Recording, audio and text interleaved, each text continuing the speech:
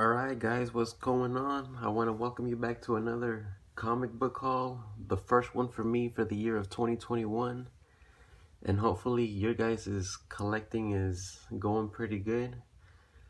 And if you're watching this video, I know that you're probably going to find out that it has been a good one for me.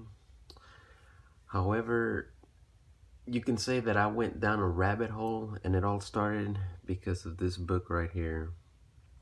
But I'm gonna let it build up throughout the video so I can just go ahead and give you a heads up, and this is kind of a clue of what I got from the beginning of the year, but I'm gonna let it build up. So this collection is mostly gonna comprise of local dealers and used bookstores, but we'll get back to this one in a little bit. And first off, I'm just trying to stock up on these of Action Comics number 689, the first appearance of the Black Suit Superman. And this book has cooled down quite a lot, seeing as there hasn't been anything noteworthy coming out of the new version of Justice League. But I found that at the half price books. They actually had it in the discount section for 50 cents. And the Green Lantern Corps number 32, like right now anything Dark Knight's death metal is actually kind of hot right now. So I managed to pick that one up, and it's like this set of connecting covers.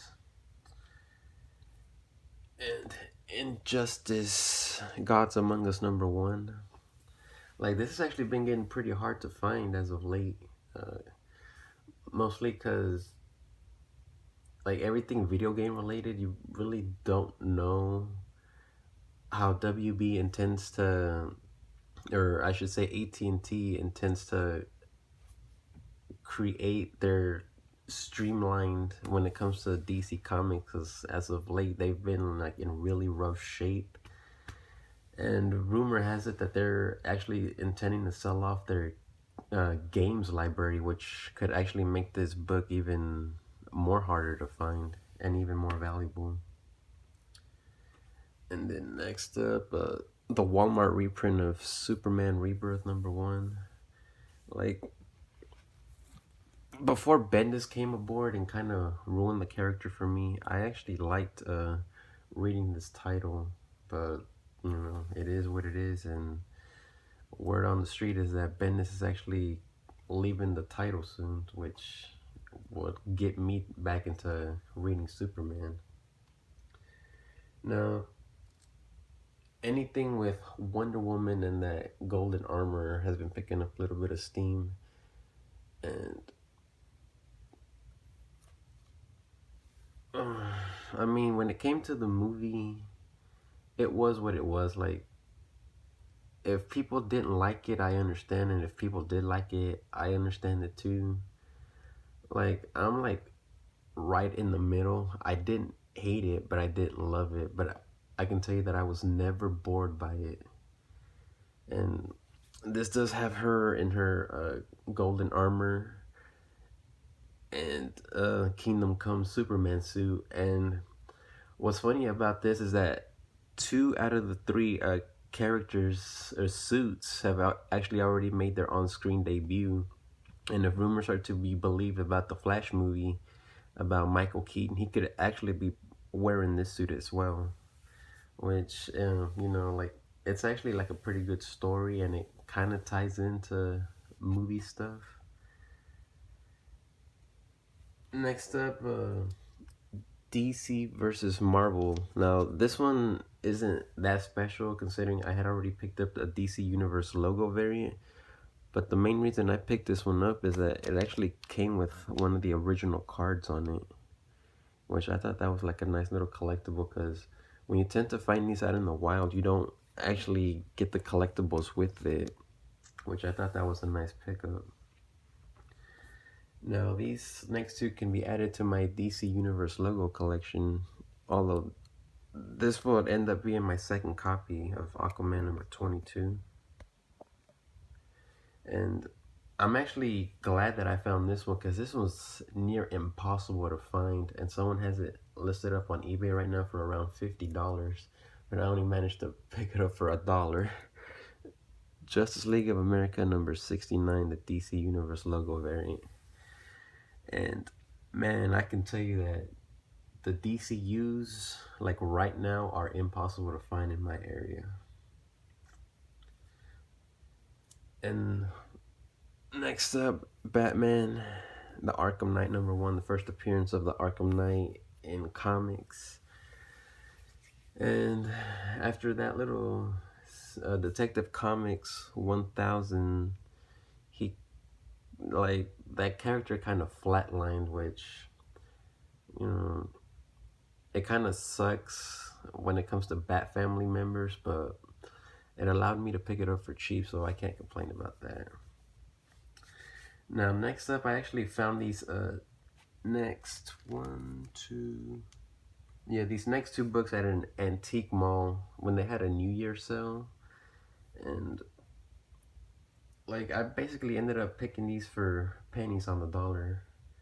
And this one, the New Titans number 99, the first appearance of Arsenal, which is actually kind of middle of the road right now. Like, after Arrow, like, this book was hitting anywhere from 30 to 40, but right now it's at a steady 20. And I actually managed to only pick this up for $1.50 because they actually had a 50% off sale. The booth plus the store itself was actually having an additional 25% off.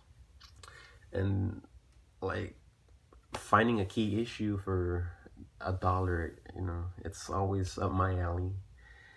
But then this next one was like kind of like a gold mine for me, because this is almost next to impossible to find, because this series was never like acclaimed by most readers. However, as a horror movie fan, it's actually a gem to find, and it's almost impossible to find out in the wild.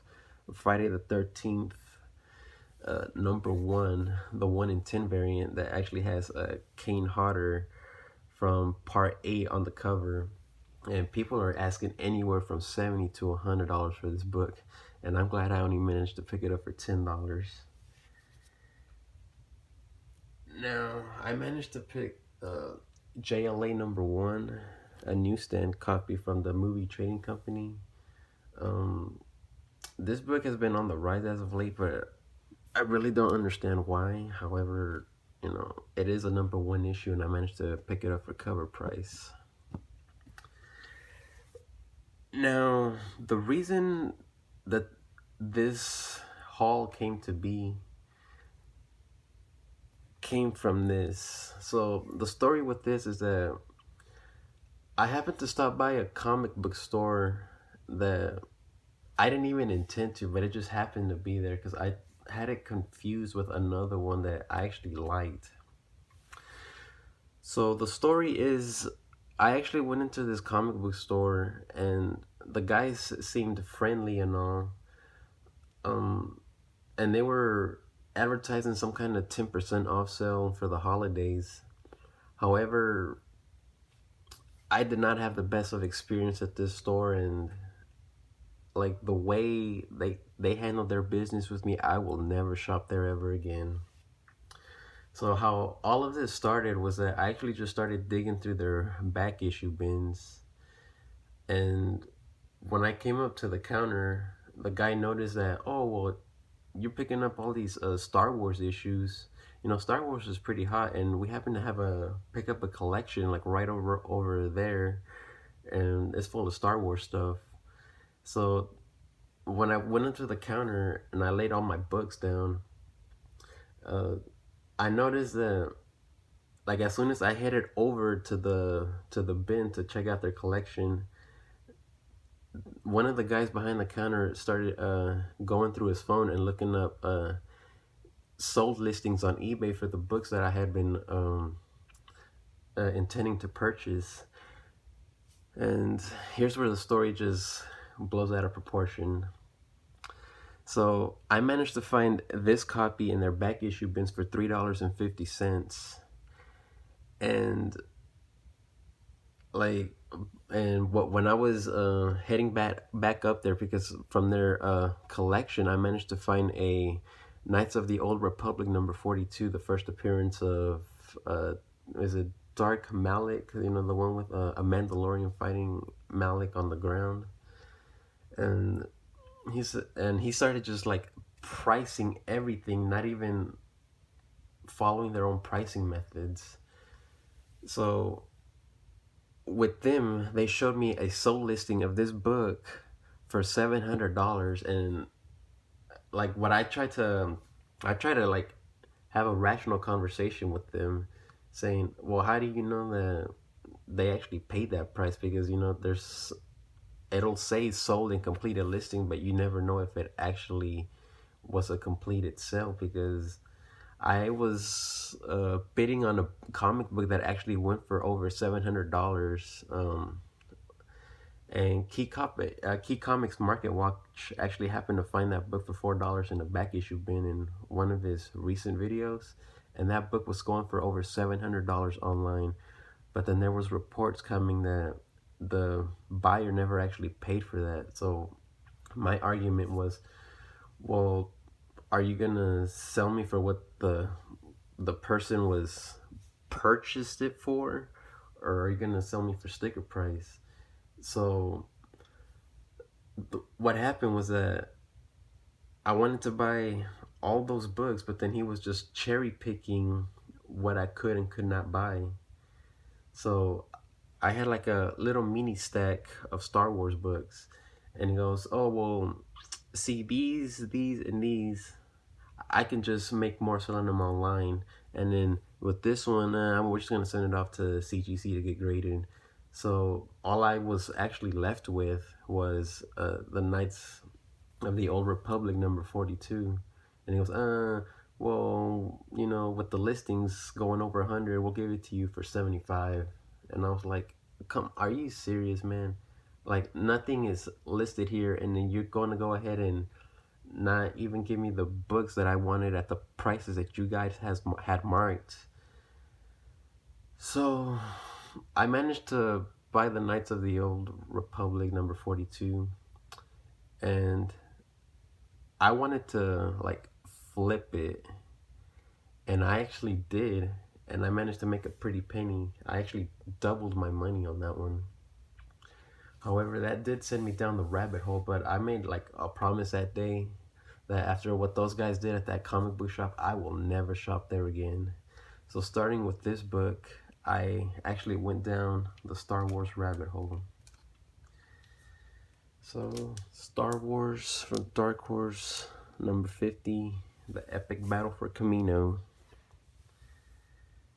Star Wars Empire number 1. Now this one has a bunch of first appearances that I can't even list off the top of my head right now. I managed to Star Wars Tales number 10, the clone, the Stormtrooper variant, and I gotta say this one's a nice cover. And this next one is actually, the issue before is impossible to find. Star Wars Tales number 9.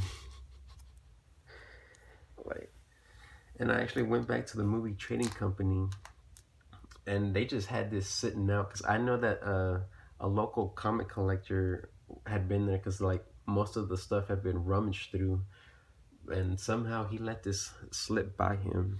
The first appearance of the Dark Troopers, Star Wars Tales number 4.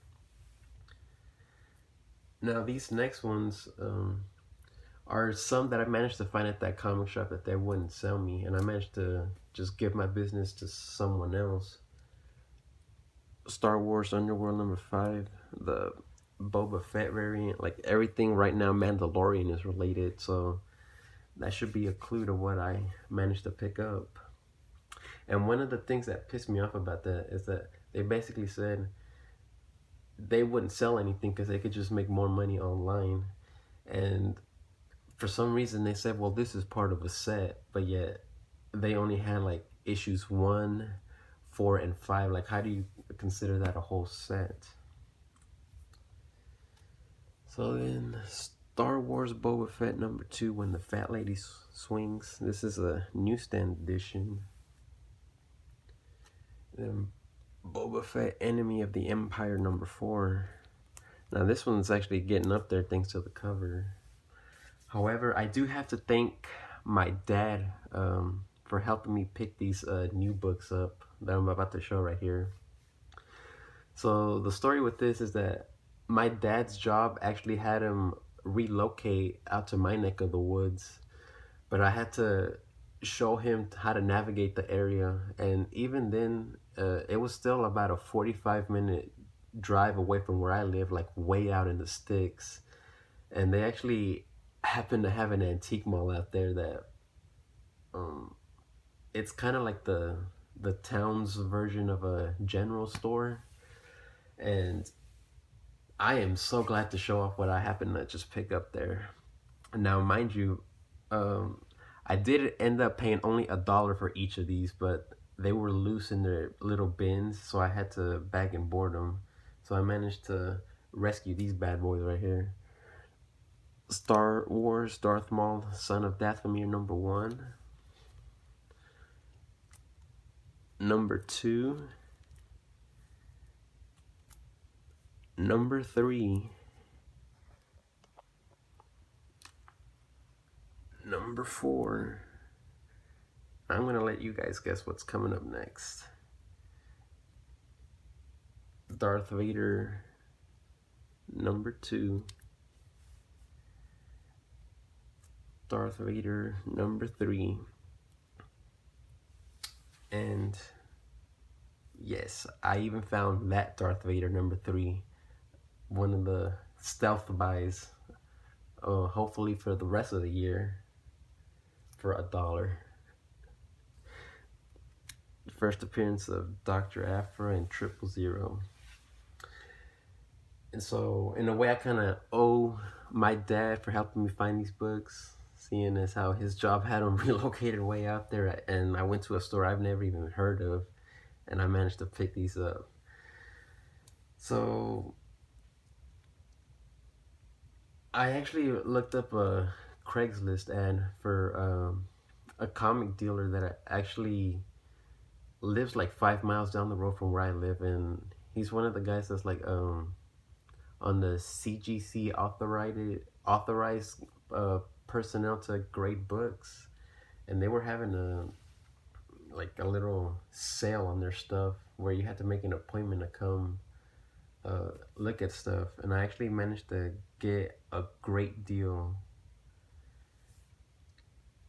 Star Wars number 39, the first adaptation of The Empire Strikes Back. Now these next 3 books will be key issues, and I gotta say, with like ever since the season finale of Mandalorian, man, this book has gone through the roof. And at a local comic shop, I actually seen a way lower grade than this next book sell for over $130, and I managed to pick up these next 3 books for less than that. And he happened to have them self-graded too. So Star Wars number 42. What do you guys think about that? And it's a newsstand copy. Like, yeah, it's got the subscription crease on it, but at the same time, when I physically saw somebody hand over $130 for a book that was in way worse condition than this, it's a win in my book. And Star Wars number 68, newsstand. And finally, this almost impossible book to find, Star Wars number 107, newsstand. Now, for me, this was a great success because coming out of that comic book store just to show them up, like, success really is the best revenge. So, like, if you're gonna rip off and treat customers like that, then I would happily give somebody else my business. And hopefully this guys inspires you to, like, if you miss out on a deal, then you can always, always go somewhere else and look for bigger and better stuff. So just for that store not wanting me to sell this one, I guess you can say I triple my value in what I would have given them anyway. And I just want to say, guys, have a good one, and then keep on posting.